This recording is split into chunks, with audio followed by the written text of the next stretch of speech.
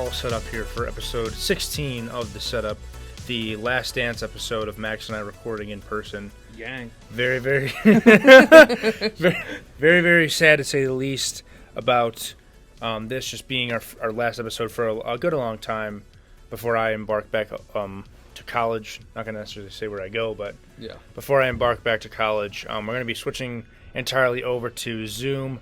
There's a couple of recording platforms that I've looked into as well for what we're going to be recording off of. But just know that setup content's going to keep on pumping out here throughout the school year. But yeah, it's only going to get better. It's only going to get better. I mean, it might take some getting used to. I feel like we finally caught our legs with how we're recording now. It's just going to be, trying to adapt towards it. So the themes that we've kind of been following in the more recent episodes have been football coming up. And before we get into that, summer's wrapping up. You're about to go back to school. I'm starting school back up. What would you give this summer? Out of 10? Out of 10. I give it a solid 8.5 maybe. Yeah, I'll give it a 7.2. I'll give it a 7.2. I'm giving it that bump just because we played way too much golf. Yeah, that's actually a good point. Way too much. That's a good point as well. But okay, so then I'm following the kind of the current themes that we've gone through with these episodes. We got football coming up here soon. We obviously did draft last episode, and then we drafted a couple episodes ago. We're just going to kind of be going in a little bit more depth about who we kind of are buying, who we're selling on players we're going to kind of try to stay away from. There's obviously some of those injury-prone type players, and then just some people we just flat-out project aren't going to have a good year, or maybe could have a really good year. So is there anyone in mind right off the rip, Max, that you think? Looking at the top of draft boards, one guy I'm fading entirely this season, and it's not necessarily because of him. It's because his quarterback has never had a 1,000-yard receiver. His head coach has never produced a 1,000-yard receiver as a coordinator or head coach. I think I know who you're going to say. I'm not drafting Davante Adams this year. Oh, okay, I didn't know. I just can't really get behind it. He had his most targets ever last year with Derek Carr, but still in comparison to seasons where he had less targets, he didn't produce at as high of a level. I mean, he's still an elite receiver. I just hate the system and what he has around him to have a productive season, especially if Josh Jacobs ends up signing his tag, he's the guy that I'm looking for out of that team to draft, just because I think 1-year deal and a franchise tag, he's going to make the most of it. Obviously, they don't have anybody else to throw to, but between Jimmy G and Josh McDaniels, I just don't see him realistically being all that great. I mean, he'll probably still be great, but for fantasy purposes, I don't see it. Yeah, I mean, I'm kind of in the middle on Davante. I think if he falls towards me, I'd probably incline on taking him. I think the Raiders, oftentimes than not, even though Jacobs had an insane year last year, I think more times than not, the Raiders ended up playing from behind, so they had to end up throwing the ball a lot, and then obviously Davante led the league in targets by a long shot. So, I mean, the targets are going to be there. I think Garoppolo might be a little bit more accurate than Carr. Who knows?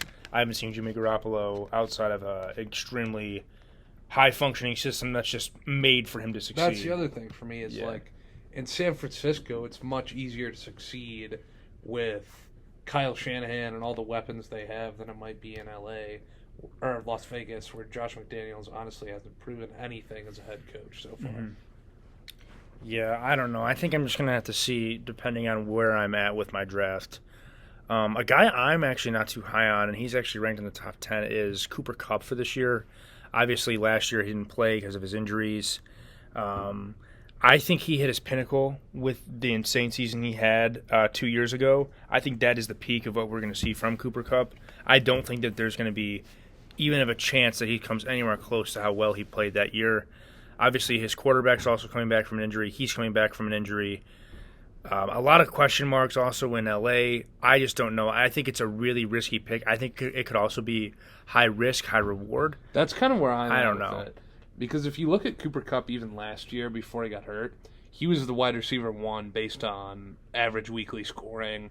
And to be totally honest, he was running away with it. It looked like he was on pace to have the same type of season. Yeah. So if it hits, I don't think you're going to get a mediocre season from Cooper Kupp. I'll put it that way. I think you're going to get something similar to what he did 2 years ago when he was Super Bowl MVP, Offensive Player of the Year, number one player in fantasy, or he'll finish as like the wide receiver 30 after missing 8 games or something like that. Yeah.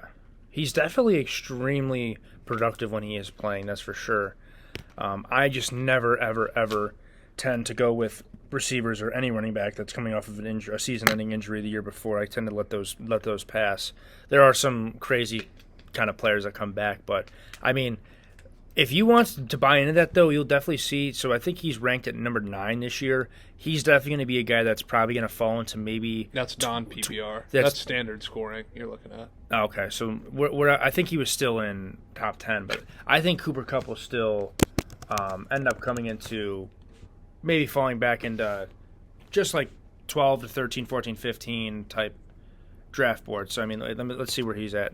He's 5th overall. Okay, so he's 5th. So I mean, I think I'm not gonna lie to you. I think I could definitely see him dropping out of the top 10 in some leagues. I definitely think so. There's a chance. Just I don't know. Be bullish or just be aware. Be aware of kind of the situation that he's in with a hurt quarterback and a hurt him. So yeah, this is definitely one of my guys going into this year. And it kind of hurts me because me and Ethan usually play in at least one fantasy league together each year, and I don't want to give away too much of my strategy. But Calvin Ridley on Fantasy Pros is going as the 35th player overall. I already knew you were extremely high on him. I already knew it. I think I might end up drafting Calvin Ridley before like Amari Cooper, DK Metcalf, probably not T. Higgins or Davante Smith. I don't understand. Looking at these rankings, you have Calvin Ridley as the wide receiver, or not the wide receiver 35, the 35th overall ranked player, and Chris Olave at the 19. Mm-hmm. I mean, what are we doing here? Yeah, one guy is Trevor Lawrence throwing him the ball, and he's had multiple 1,000-yard seasons under his belt, and the other guy is Derek Carr coming off his worst season, and he's like the 8th best ranked receiver. I don't understand that at all. And that's what I think is extremely undervalued when it comes to fantasy football and fantasy drafts. For me personally, I'm not trying to boast like this or not, but I found every year in all the leagues I'm in, I found great success in most of them. I don't think I've ever came in last place or even come in the bottom half. But I'm just gonna say, when you're taking receivers, picking up receivers, who is throwing them the ball is almost more important than the name of that receiver in and of itself. Like, look at DeAndre Hopkins with the Cardinals. So inconsistent just because of how many different quarterbacks there have been. Obviously, he had some great games, but he's an insane receiver. But you don't know who's throwing him. There are few and far between like the type of receivers who are going to produce regardless of who's throwing them the ball. I'll say that much. No, that's definitely a good point. It's just that's what I mean. I'm kind of hesitant on Olave. Someone who I'm really high on, I know Max is also high on too. Garrett Wilson. I think he has top. I think he has top 5 in fantasy points. I think he's a chance to finish as the wide receiver 1. Yeah, I would say not a strong chance, but there's definitely a chance.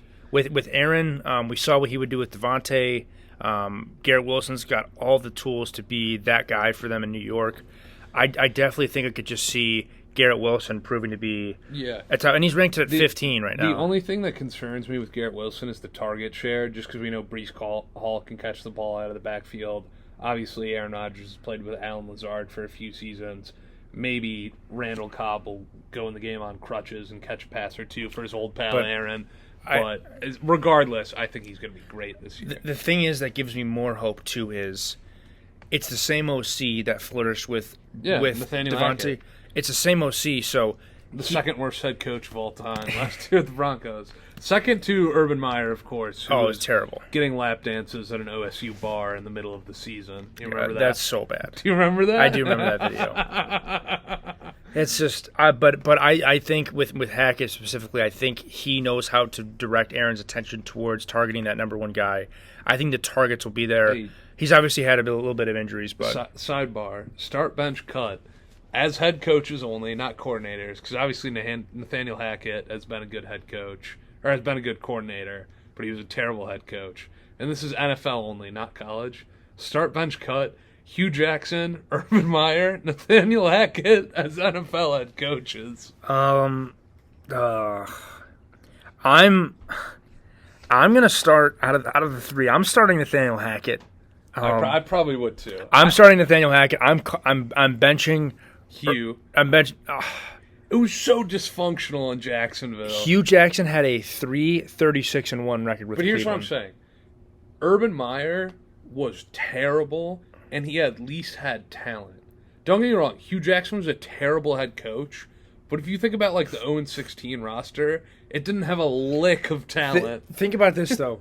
He had 2 entirely full seasons to win games, and he won 3 games. He won 3 games. No, he won 1 in 2 years, and then before he got fired in his third year, he won 2. But think about that. You're 3 years, and you win 1 game in 2 whole seasons. That's how bad I think Urban Meyer is Hugh Jackson won 1 game in 2 years, and I'd still take him over Urban I Meyer. almost wish they just let Urban Meyer run to just see what would play out with that. That's just... Oh, my God. New horror stories came out like every week, it felt like, when he was coaching the Jags. But back to Garrett Wilson, I'm totally with you there. I think he's going to be awesome. Mm-hmm. Another receiver that I think is really underrated for this year, maybe not underrated because he's 55th on the overall draft board. I love Brandon Ayuk going into this year. I don't really think it matters who's throwing him the ball. Deebo Samuel was just inconsistent or hurt or something like that throughout the entire year. Even when McCaffrey got there and McCaffrey took some of his target share, Brandon Ayuk was still producing as I felt like a really consistent flex option. You know what I mean?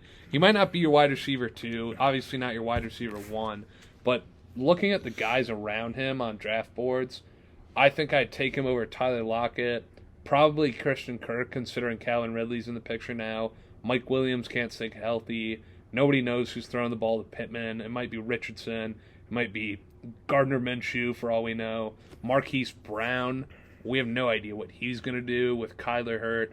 I mean, I just think... He's busy going 160 on the highway. That's what I'm saying. I think Brandon Ayuk, within the company that he's around, he stands out a little bit more than some of the other guys do to me, just because I think the opportunity's there, and we've seen for the last couple years, it doesn't matter how many people are good in that offense, the ball is going to get passed around and everybody's going to get their fair share. Mm-hmm. That's fair. A name that I think, to be honest, is perfectly rated in this list is, for me personally, Derrick Henry at 21. I think the Derrick Henry regime is over. That's me personally. That's a hot take. I don't think it's that hot. He's coming off an injury and he's on a bad team. Like, they were talking about trading him during the offseason. I don't think that Derrick Henry is going to have a good year this year. I think he'll be solid, but he's already not looking as fast as he once was. He's got a bunch of injuries. He's played these teams for years. I feel like they're starting to kind of maybe figure it out. He'll rush for 180 against the Jaguars like he always does. Or the Texans or the Colts. Yeah, he'll have that insanely good game. Yeah, I'm staying away from Derrick Henry. And then actually 22, Jonathan Taylor as well. Is he even signed yet? No? He's on a contract. The problem is he just put in a trade request, and Jim Irsay's been spending too much time at the casinos down in Indianapolis. He doesn't want to pay him. I forget what he said. It was something like, Jim Irsay said, if I die today and Jonathan Taylor's out of the league, then nobody's going to care. Jim Irsay has got to be the oldest geezer in all of sports other than Jerry Jones. I mean, I get it. We talked about running backs last episode, or 2 episodes ago, I think. But, man, I don't know. It just seems like if the owner, imagine you're just an employee and the owner of the company you work for is like, nobody gives a shit if this guy's gone in a few days. I don't know. I wouldn't be surprised if Jonathan Taylor holds out, man. And on top of that, he spent all of last year injured. What are you expecting from him? Yeah. But one of my deep sleepers this year, Ethan knows I'm always good for a couple deep sleepers in the late rounds of the draft. Devon Achane, the rookie running back for the Dolphins. Obviously, you're not looking for the type of production Jahmyr Gibbs or Bijan Robinson are going to give you as a rookie. But I think since, Jay Ajayi spent a few seasons there. Oh, Jay Ajayi. Since Jay Ajayi was there, they really haven't had a consistent rushing threat. Last year was the combination of Batman and Robin, Jeff Wilson, and Raheem Mostert. It seems like those two have been on the same team for the last 25 years. Yep. they're not really all that great. I like the way Davante A-Chain runs. He gives you some flexibility in the passing game. I think he could end up as their bell cow back by like the middle of the season. And obviously, you're always looking for youth when it comes to running backs. True. He's one guy that I like a lot. Khalil Herbert as well for the Bears. I know he got number one, officially number one on the depth chart. Yeah, I know they traded for Donta Foreman, or maybe they signed him. I couldn't remember if it was in that trade or not. I think that's going to be a rushing first offense, and the weeks in which David Montgomery was hurt last year, he was really consistent for them. I think he had a 30-point game at one point. Those are just a few guys kind of at the back end of draft boards that I like a lot. Yeah, so I got two more for you. One I'm not high on, and then another I'm high on. So I'll start with the one I'm higher on. I like Aaron Jones at 41. I think he definitely can be a great value pick back there. With an offense trying to figure it out, stick with your guy who's been solid for you the last couple of years. Stick with him. We know he's proven to be good for a nice, 150-yard, 3-touchdown game, like an Aaron Jones specialty. Especially with Jordan Love, too. Yeah. Like, we don't know what their offense is going to look like this year. And they don't have, like, a great receiver by any means. And what we also see many times often with unexperienced QBs who come in, they love their dump-off. So yeah, speaking of the Packers, though, I'm sorry to interrupt you. I'm not buying the Christian Watson hype at all. Okay. Like, yeah, he had, like, that 3-game stretch where he scored, like, 7 touchdowns. That was pretty sick. But outside of that, like, what can you point to that makes you think he's going to be like awesome for them this year? There was a one of the Sunday nights was Jordan Love threw a 30-yard seam for Christian Watson who scored a big touchdown. I know, but I don't feel like the sample size is out there for Jordan Love for me to be confident in receiver that the sample size isn't there for. I get what you mean. Final guy, and this is kind of backtracking off of one of my takes a few weeks ago on a few other episodes before, but. Stay away from Mark Andrews this year. Obviously, I know Lamar loves throwing his tight ends. Isaiah Likely is going to be an insane tight end number 2 who might, steal some of the shine from Andrews, and Andrews has been extremely injury prone. Just a guy who I think is regarded as a top 3 tight end. Just one who I think I'm staying away from because A, he's injured, he's lost his step, and B, Lamar loves Isaiah Likely as well. So yeah. I'm staying away from Mark Andrews. Should we transition here to our fantasy draft? Yes, I'm actually going to explain. We're doing a little bit of a fantasy draft. So it's not going to be like your normal redraft fantasy draft. Basically, how it's going to work is our theme today is NFC East, aka the NFC Beast. And basically what we're going to do is we're going to pick any given season from a player in the NFC East, and we're going to get that amount of fantasy points attributed to them towards our score. So, like, for example, if it was AFC North, I would say 2022 Nick Chubb, and however many points that's the amount of points I get. So we're going to do 1 QB, 2 running backs, 2 receivers, and a tight end. Should we do a flex too, or no? No. No flex? No flex. So do you want to start, or do you want me to start? You can go first with your pick. So NFC Beast, I'm just going to get my QB out of the way. I'm going to take last year, 2022, Jalen Hurts. Yeah, that was a softball.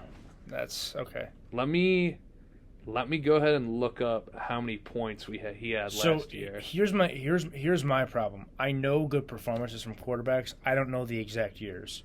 Well, that's the point. You might mess up on it. You know what I mean? It's just going to be trial and error. Like that's the whole point. If you mess up, you mess up. And let's say if you pick a year that they weren't even on, like a team in the NFC East, you lose your turn, and then you get it when you come back. Okay. So for me, we're going to do PPR as well. 2022 Jalen Hurts had 378 points. We won't do decimals. We'll just round up or round down on everything. All right. You have your guy in mind? Yeah. I'm going to go with Dak Prescott the year they went. You got to pick a year.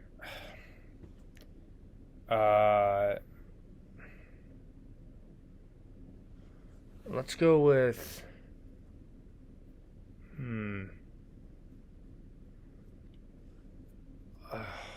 I don't know which is So they won 2014. I'm going to go with 2015. 2015 Dak? I don't think he was in the NFL yet. 2016. Lock it in. Just lock it in. I'll go 2017. 2017, Dak Prescott. In 2017, Dak Prescott had 261 points. So that's not horrible. Okay. His best year was 2019. He had 337. It was the year where they did insanely good. I don't know. Yeah. It was Zeke's prime year. I don't remember what it was. That's not horrible. And you get back-to-back picks. We'll do serpentine style. Okay. Okay, so NFC Beast pick. You also should have waited because I already had my QB. Just pointing that out. What do you mean? Well, if you drafted a wide receiver, running back, or tight end, you would have had first pick for that. You drafting a QB that early was pointless because I couldn't take another QB. Well, there was some confusion on this, so. Yeah. This is going to be a test run for us. I'm going my next pick. I'm going to go 2022 AJ Brown. That's a good pick. That's a safe pick, but a good pick. AJ Brown in 2022 had, and this is PPR, we are looking at 299 points. Yeah. Rounded up 300, which is pretty damn good for a wide receiver. Yep. Okay. Okay, I mean, I kind of like this because this kind of allows me to just throw a shot in the dark and see if Yeah, that's what I'm saying. And maybe one year we'll pick like a guy who tore his ACL and it'll be like it's going to be me. 32 points. Yeah. So you're at 561 right now. Just thinking about, remember when DeMarco Murray had that crazy season for the Cowboys? But what year was it?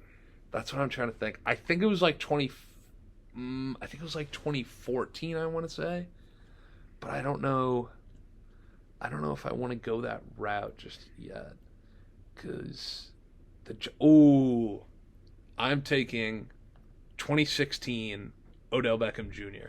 Oh, that's a good one. That was his rookie year though, so I don't know. He was that was like considered to be his best year. Was that his best year? 2016. In 2016, Odell had 296. So 2015 was actually the better year. He had 319. 296 is pretty good though. Some bad years at the Browns there. Yeah, for sure. We remember those.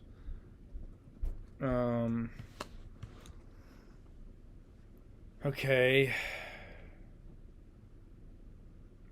For my next pick. So I have another pick here. Oh yeah, are you back? You're back to back. Yeah, back to back. Yeah.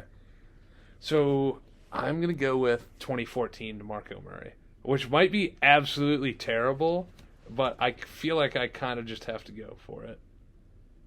DeMarco Murray in 2014 that was his best year, 294 points. Okay. So you're up here. I'm going to go 2019 Saquon Barkley. 2019 Saquon Barkley. I believe his rookie year was the year before COVID.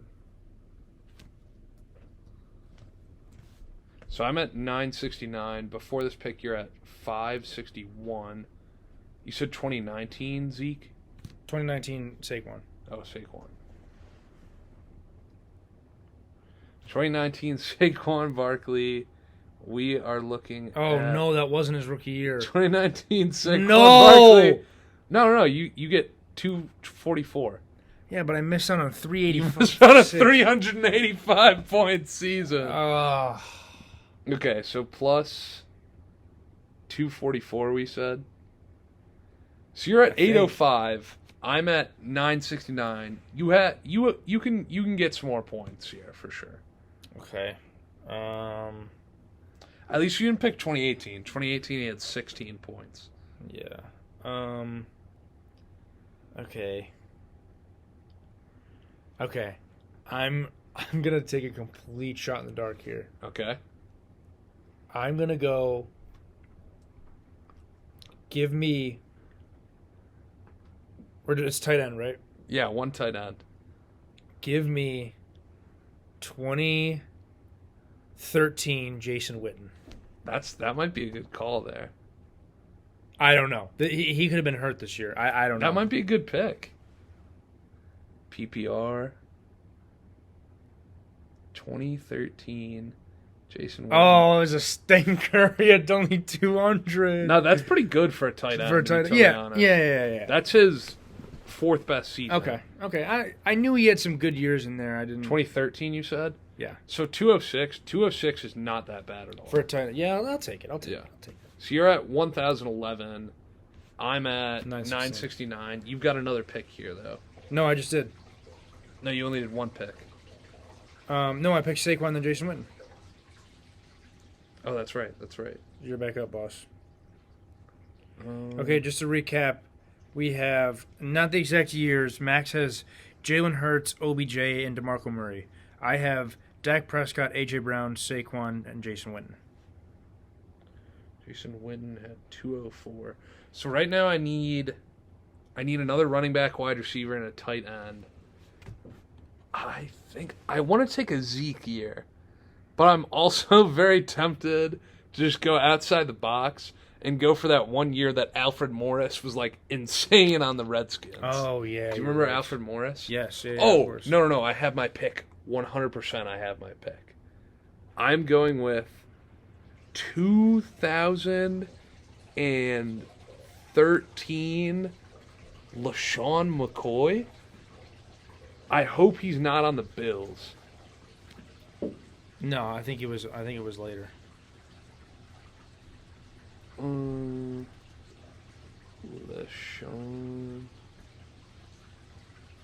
McCoy, 2013. We are looking at That was his best year. 330 points. How did you get two in a row knowing their best years? I don't know. I just making good goodness. calls. Jeez. 2013. That's two running. Shady McCoy had 330 points. So clearly, this is a draft tailored to Max. That's not true. You just got to know ball, bro. I don't know ball. That's what I'm saying. I've never. I'm like Bryce Hall. I've never claimed to be a fighter. I've never claimed to be a ball knowledge guy. I'm gonna wait on Bryce Hall did claim to be a fighter though. That was the joke. Yeah. It was I'm not a fighter. I've never claimed to be a fighter. I'm gonna wait on my tight end just because you already have yours. I need another wide receiver here, and I think I might try and get a little creative here. The Commanders / football team / Redskins / dumpster fire have never had a good receiver ever. It feels like the Eagles, not in a while. Maybe I could take like a Deshaun. What? I kind of remembered somebody. You remembered somebody? No, you go. You just keep going. I'm processing this. The Eagles, I kind of want to take like a Deshaun Jackson year, maybe. But then the Cowboys have said so many good receivers. Victor Cruz is a name I'm thinking about for the Giants. But I think I'm going to go with 2015. Whoa, do I want to do 20? I'm going to go with 2014 Dez Bryant for my next receiver. Interesting. Dez Bryant in 2014 had 316 points, his best year by far. How have you managed to pick their best year in your last three picks? Listen, you just got to know ball is basically all. I think there might be a little cheat scandal. That's not true. Here. That's not true because I was about to pick 2015, in which he had 89 points. How do you choose 3 straight career years? Dude, I'm just a ball knower. I mean, congrats to you, man. It's just absurd. So you've got 2 picks here. All you need here... Is it 2 running backs? No, you already have Saquon. You just need another receiver and another running back. I thought it was you just said no. You said 1 running back. You need one more running back and one more receiver. Oh, okay. Well, I said, do I need another running back? And you go, no, you just got Saquon, but you need a second running back. Okay. I'm just going to add up the totals at the end. Alfred Morris was such a shout. I have no idea what good years he had, though. Okay. Let me think about this. We should have added a kicker just for fun. Honestly, that would have been good.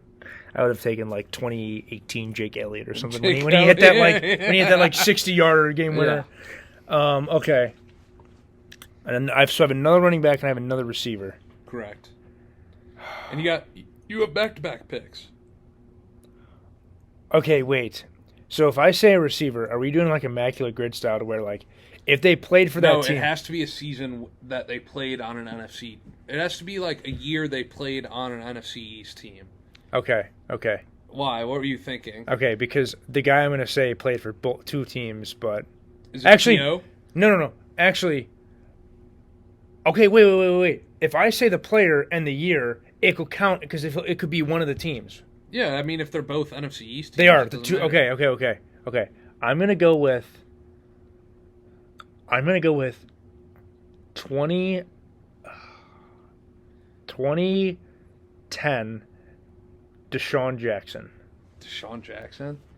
He's definitely on the Eagles in 2010. I'm gonna go. Were you thinking of the Redskins? Because he played for both. He only played like one or two seasons. Okay. on the Redskins, and it was at like the tail end of his career. So He could also. It's Deshaun Sean. This could also be terrible. This could also. I think it could be a good pick. I think it could be a really good pick. Oh no! Is it terrible? You only had 203. 203 is You not only had awful. 203. That's like basically like his. Okay, so maybe he wasn't as good as I thought he was. Yeah, I guess he wasn't. Yeah, that's interesting. I would have thought he was better. He did play 3 seasons with Washington. That's honestly more than I thought. The other one I was going to say was 2011. I'm happy I didn't say that one. Yeah. So 2010 D-Jax gets you 203 points. Not horrible. Okay. I think that was the year that he had the punt return, though. Which I'm surprised I knew. Yeah. That was a good pull. Okay. 2009 would have been a little bit better. Yeah. Or 2013 even. Looks like it was really good. Okay. So you need receiver. a running back here. You just took a receiver. Running back. We haven't taken Zeke at all yet. Obviously, Alfred Morris, the GOAT. We mentioned him earlier. Brian Westbrook might be a good pick. Ahmad Bradshaw on the Giants. I didn't think he had the. Oh my God! Don't save it for yourself. Save it for yourself. No, because I can't take another running back. I'm just telling you, there's a guy who's one of the greatest running backs of all time that we just completely forgot on this list. Well, I was thinking of old heads. Like I was gonna take like T.O. for the Eagles, but I don't remember. You don't know what season it would be. No idea. I'm just gonna tell you who you should pick right now. I'm not gonna take it. No. I got to be creative. No. I want it to be close. So I'm gonna make you take this guy. Actually, you just have to figure out when he played because I don't think you'll even know close to when he played. Who's the all-time leading rusher in the NFL? Emmitt Smith. You should pick Emmitt Smith year and. Oh, I know it. Just hope you pick the right year. 87. Are you sure? 89, 88, 89? I need you to lock in a year. Okay. I'm just thinking because Troy Aikman was his quarterback, right? Yeah. Troy Aikman, one of the most overrated players of all time. Fuck. Just lock in a year here, boss. 87. It's not going to be right, but he might have not even been in the NFL. I don't think that's going to be right. Looking at PPR scoring here, I don't. Oh my! Oh no, this is the wrong Emmitt Smith. Wrong Emmitt Smith. This is the wrong Emmitt Smith.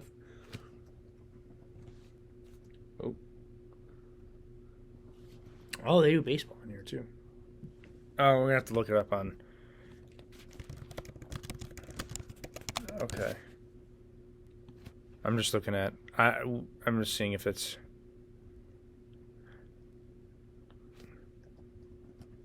No, did I say 97 or 87? 87. No, it's he a wasn't donut. in the NFL. It's a donut. That's a donut. It's a donut. So Emmitt Smith's off the board because you're looking at his stats right now. Just give us another running back. Give me 2015 Zeke. Zeke. 2015 because That he was gets his. Ohio State won 2014. That was his second year in the NFL.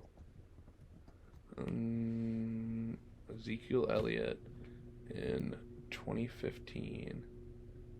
Looks like he had not been in the NFL yet either. 2016. 2016. We'll toss you 2016 Zeke, which was his second best season. Good for 325 points. Zeke 2016. 325. I'm pretty sure I already won, but so I'm just going to go for like a crazy pool at tight end.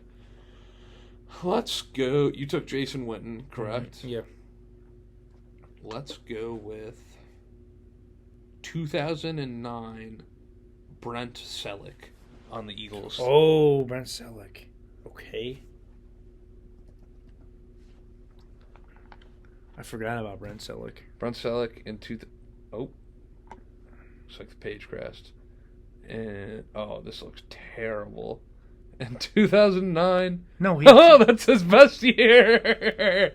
221 points for Brent Selleck. There had to be some prep. There was no prep. There was no prep. There had to be some There prep. was absolutely no prep. Well, regardless, Max takes a W in flying fashion. Nowhere close. He's going to add up the math here. Yeah. But Well, Ethan introduced our next topic. I'll add up the math here, but I will say it was not particularly close. No. So, I mean, going in now to our next topic, after let me say, what is this, 5-year hiatus? Travis Scott finally dropped Utopia. We knew it was supposed to come a couple years ago, obviously, with the tragic events that happened at Astro World Fest. I mean, obviously very, very sad for the families. Kind of just waited to do his due diligence in time to release this album, but finally the album came out. It came out about a week or two ago. About a week ago. We refrained from reviewing the album initially because albums, when you listen to them for the first time, specifically within the day or a few days, you don't necessarily have a good grip on what you liked and what you didn't like. For me personally, I am a big fan of Travis Scott.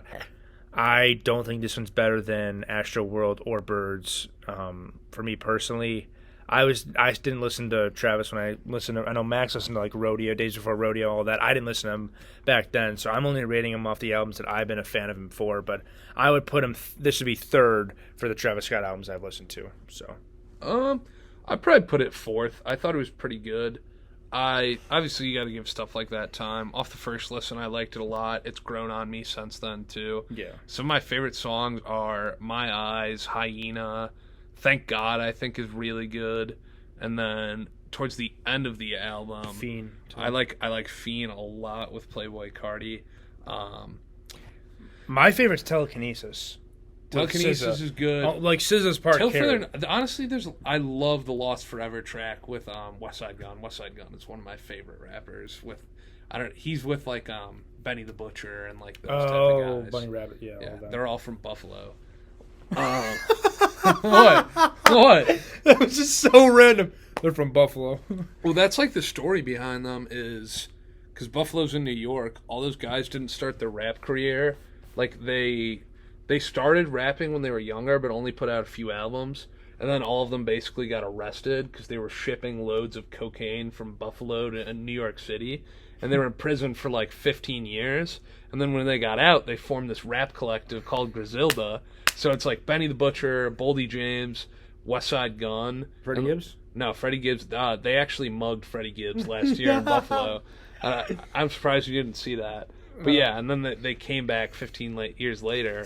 Now they run Buffalo. They mugged Freddie Gibbs last year. Dude, look at this video of them mugging Freddie Gibbs. They mugged Freddie Gibbs last year. Freddie Gibbs.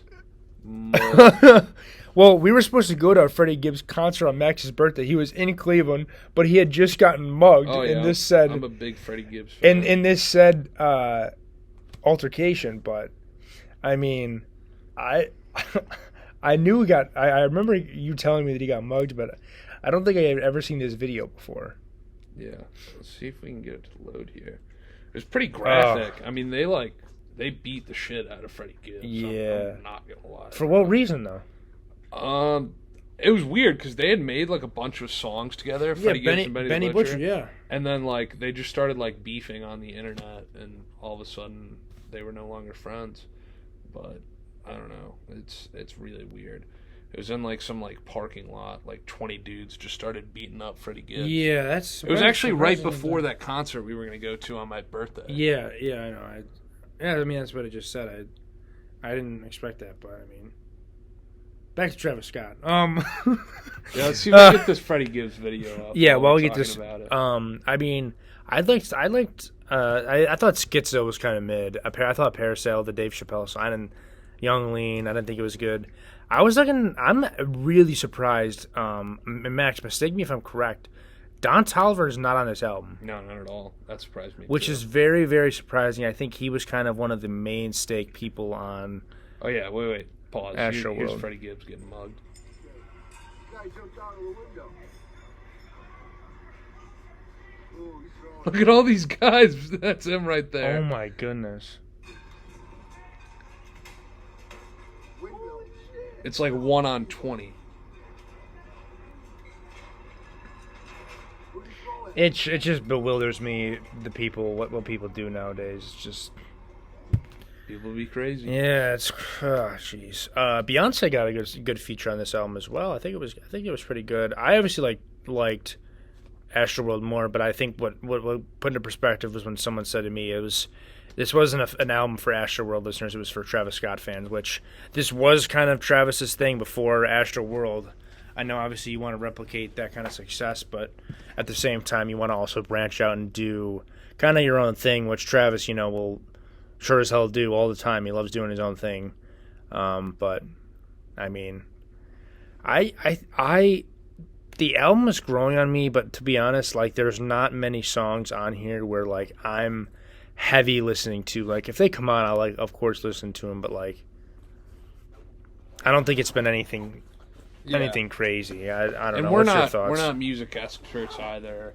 We're not Anthony Fantano or I forget what those two dudes on TikTok that talk about music and just go, "Oh yeah, this song's banging." You know those two dudes who like sit in the room. Oh yeah, he's friends with Anthony Fantano. They're friends with Anthony Fantano. Those two dudes just sit in the room and then just like look at each other and like, "This song is banging, bro," and that's like their whole content. Yeah, they're Canadian too. Yeah. That's like their whole content. What about the Malley Boys, the Malley Bros? Oh, the Mallory Bros. Mallory I Bros. used to watch them. Those guys are awesome. They reacted to this album as well.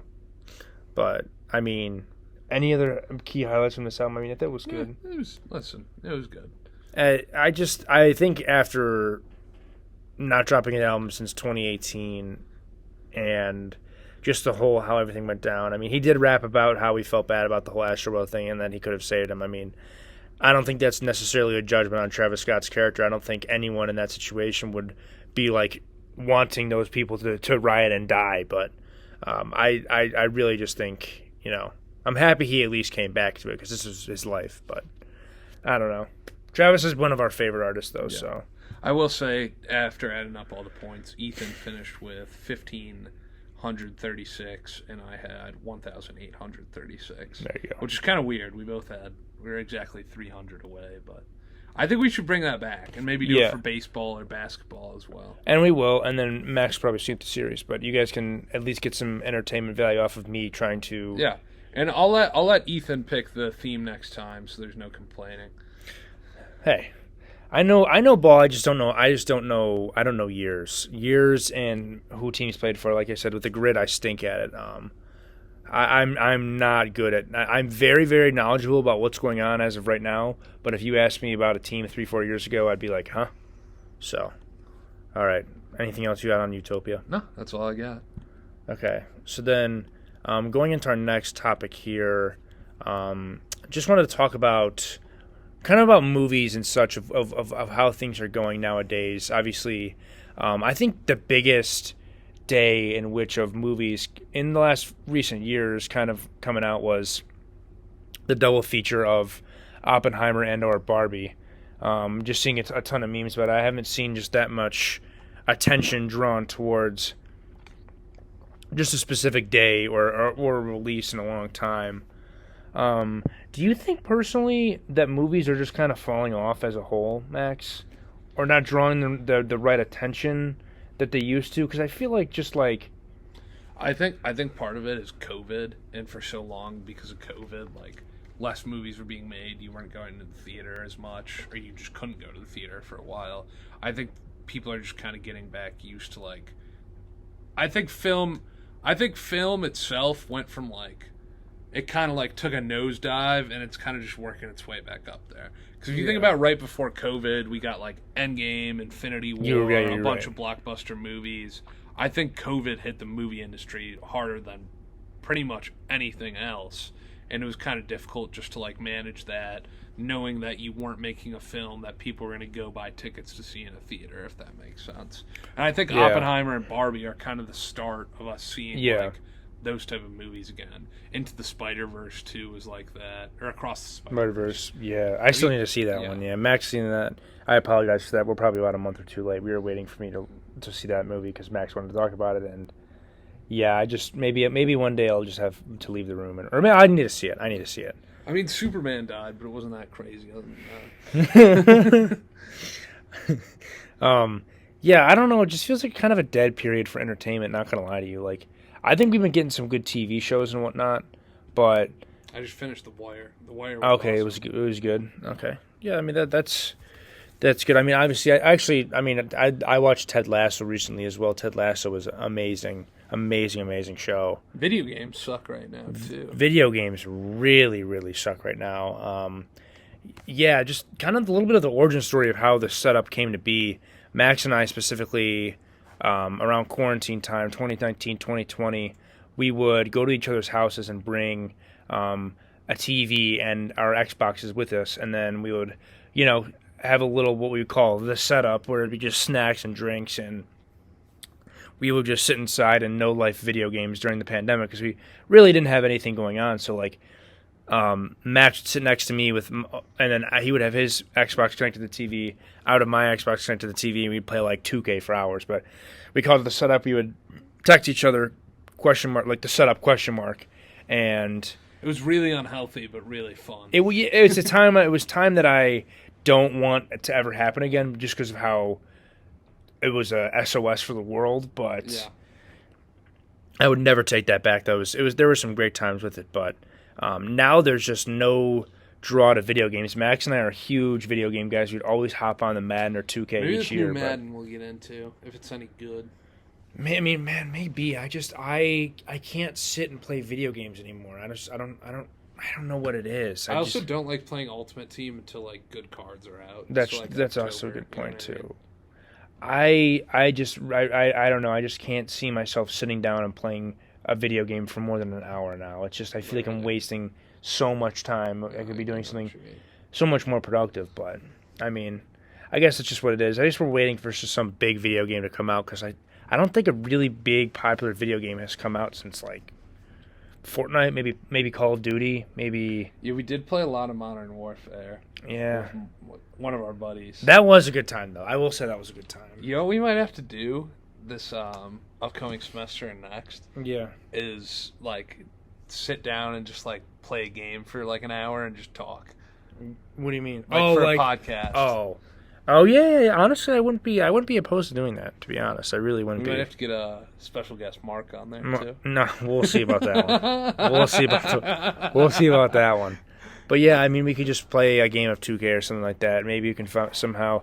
Maybe I'll get the guts to buy an Elgato, and we'll get a little face cam going, and it just be me and Max playing. But is that still what they use, Elgato? Yeah, they're just very much. I remember in like 2012 watching FaZe Clan montages. That was what everybody used. It's Elgato or just any recording software device. But okay, so now I guess moving us into our very last topic of the day, the reoccurring topic: something good, something bad. Max, take it away.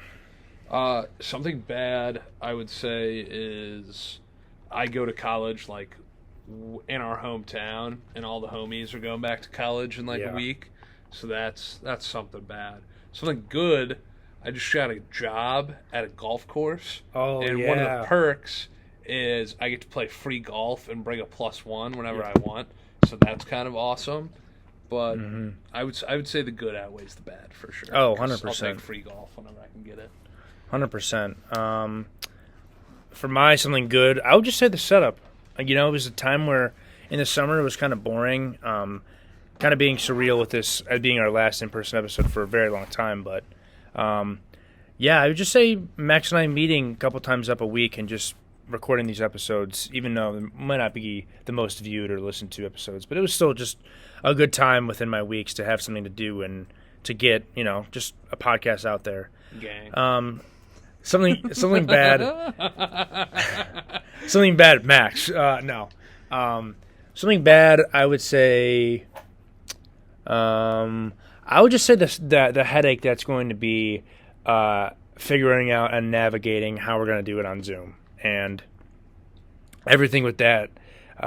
Getting the chemistry back on Zoom is going to be very interesting. So, We'll be fine. We'll be yeah. fine. Yeah, it'll all work out. Worst case scenario is that it just gets worse. Yeah. But I don't think it will. No, it'll never get worse. It only gets better. Okay, so all right, that wraps us up for our Gang. that wraps us up for our 16th episode and our last in-person episode as of right now. I think probably for last in-person episode for 2023. I think our next one might be in 2024. Who knows? Very busy schedule. No, Christmas break. Thanksgiving, maybe even. I don't come home for Thanksgiving. Oh, that's right. You don't. I don't come home for Christmas for 3 days. Maybe you'll get it in person. Maybe on I'll come Christmas. down to Dayton for a special episode. Well, you go to the University of Dayton. There you go. If you made it this long in the episode, you deserve to know that. All right, that's all we got for today. And we'll see you later.